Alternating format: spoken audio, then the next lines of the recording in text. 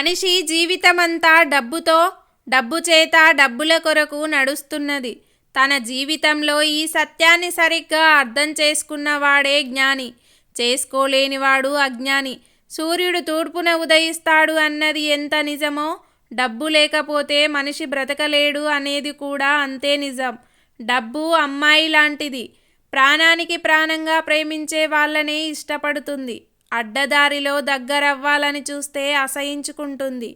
ఎవరైనా నాకు డబ్బు మీద ఆసక్తి లేదు అని అన్నాడంటే వాడికి డబ్బు సంపాదించడం చేత కాదు అని ఒప్పుకున్నాడని అర్థం.